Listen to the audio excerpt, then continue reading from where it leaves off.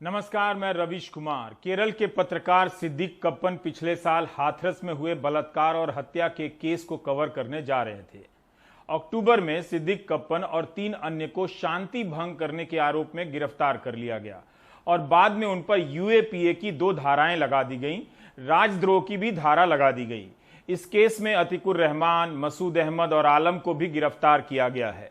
सिद्दीक कप्पन की मां 18 जून को गुजर गईं। सिद्दीक ने मथुरा कोर्ट में जमानत याचिका लगाई है, जिसकी सुनवाई अब 5 जुलाई को होगी। अपने आवेदन में कप्पन ने कहा है कि मैं पत्रकार हूं, मैंने भारतीय प्रेस परिषद के परिभाषित दायरे से बाहर जाकर कुछ भी गलत नहीं किया है, मैं निर्दोष हूं। सिद्दीक कप्पन 8 महीने 22 दिनों से जेल में बंद हैं। इन पर शांति भंग का भी आरोप लगा था कि कप्पन, अतीकुर रहमान, मसूद अहमद और आलम 2 समुदायों के बीच वैमनस्य बढ़ाने का प्रयास कर रहे हैं। 6 महीने में भी पुलिस ये नहीं बता पाई कि ये लोग किस तरह से शांति भंग कर रहे थे। सबूत न होने पर मथुरा कोर्ट ने इस आरोप को रद्द कर दिया है।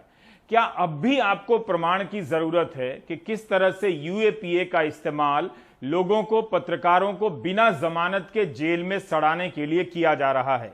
असम में भी अखिल गोगोई को इसी तरह के आरोप से एनआईए कोर्ट ने बरी कर दिया है। इस कहानी को समझने के लिए पहले फ्लैशबैक में जाना होगा।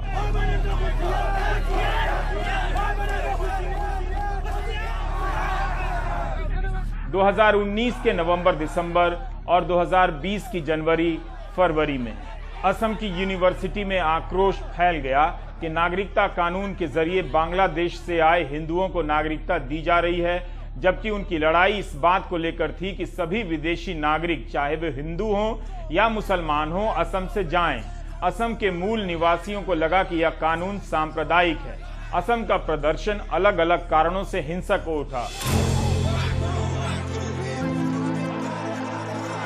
मंत्रियों के घर पर भी हमले हुए। इस कारण प्रधानमंत्री मोदी और जापान के प्रधानमंत्री के बीच होने वाला शिखर सम्मेलन तक रद्द हो गया। लंबे समय तक गृहमंत्री भी असम का दौरा नहीं कर सके। देश के दूसरे हिस्सों में नागरिकता कानून के प्रदर्शन को उकसाने की बहुत कोशिश हुई। गोलियां चलवाई गईं, लेकिन आंदोलन शांतिपूर्ण रहा। उत्तर भारत और शेष भारत में यह आंदोलन संवैधानिक प्रदर्शन का नायाब उदाहरण बनता जा रहा था। भारत के किसी भी आंदोलन में इतने व्यापक पैमाने पर संविधान की प्रस्तावना का दैनिक पाठ नहीं किया गया होगा। उत्तर भारत का गोदी मीडिया इस आंदोलन को केवल मुसलमानों का बता रहा था, जबकि असम के आंदोलन के कारणों पर चुप्पी लगा गया। दिल्ली में चल रहे आंदोलन को भड़काने की कितनी कोशिशें हुई। शाहीन बाग के आंदोलन पर गोली चलाने की कोशिश हुई, उसे लेकर तरह तरह के भड़काऊ बयान दिए गए, लेकिन हिंसा नहीं हुई।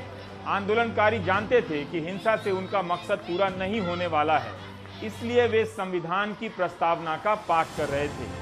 उनके आंदोलन का प्रतीक संविधान की किताब थी।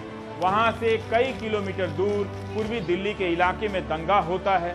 दिल्ली में जो दंगा हुआ, उससे किसका मकसद पूरा हुआ, आप समझ सकते हैं। उस दंगे के बहाने जो गिरफ्तारियां हुई, उससे किसका मकसद पूरा हुआ?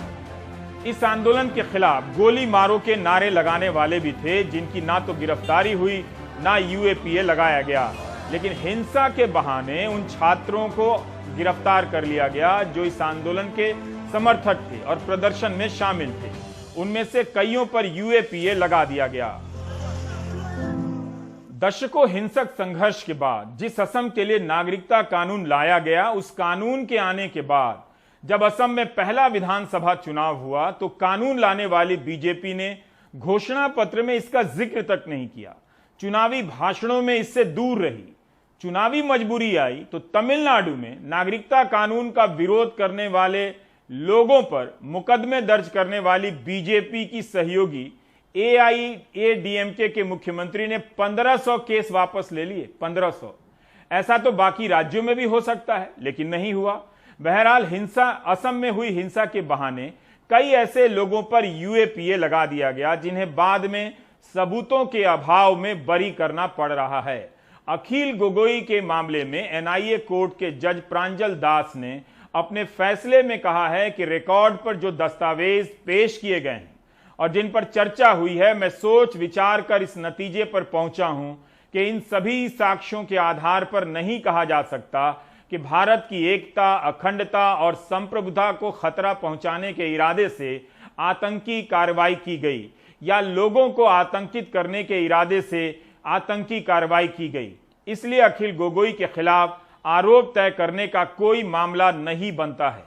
पूरे देश को पता था कि नागरिकता कानून का विरोध हो रहा है, प्रदर्शन हो रहे हैं, फिर भी आतंक से जोड़ा गया ताकि इसके बहाने गोदी मीडिया आपको डिबेट में उलझाए रखे और आयोजकों को लंबे समय तक, समर्थकों को भी जेल में डालकर आंदोलन को खत्म कर दिया जाए।